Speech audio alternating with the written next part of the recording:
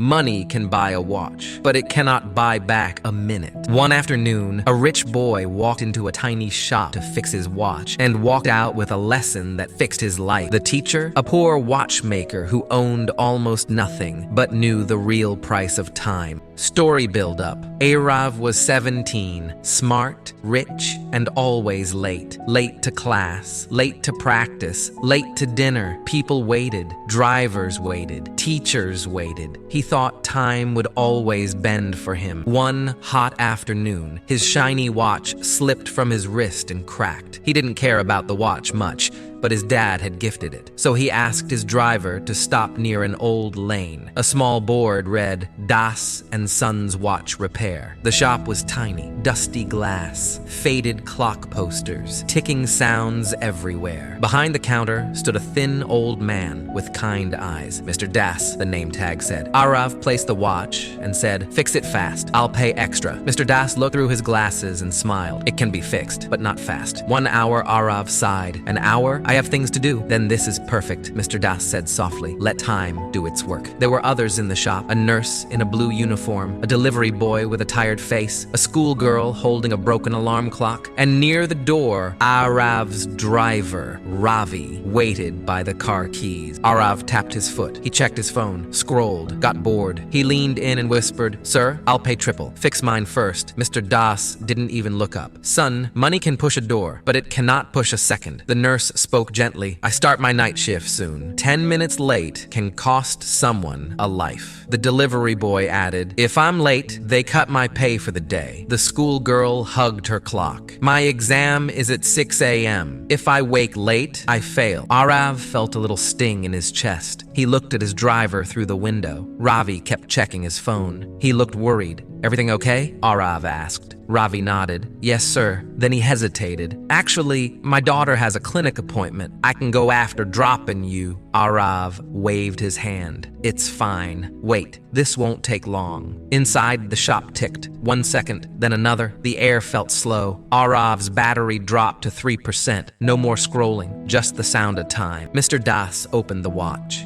"See this little gear?" he said. "It looks small, but it runs the whole thing. When it slips, the whole watch lags. Life is like that. We lose small minutes, and then we wonder where the big hours went." Aarav looked at the nurse, at the boy, at the girl, at Ravi. Tick, tick, tick. A call came on the shop phone. The nurse answered. Emergency. She needed to reach the hospital. Mr. Das handed her a fixed watch and said, "No charge. Go." She ran out, whispering thank you. Then he called the delivery boy. "Yours is ready." The boy paid with coins. He left smiling. Aarav frowned. "Why are they first?" "I came before them," Mr. Das pointed to the wall clock. "Their minutes feed families, save lives, hold dreams before sunrise. What do your minutes hold today?" The words hit hard. Aarav looked down. He remembered last week, missing his team tryouts by 10 minutes, missing his mom's tea every evening, making friends wait, making everyone wait.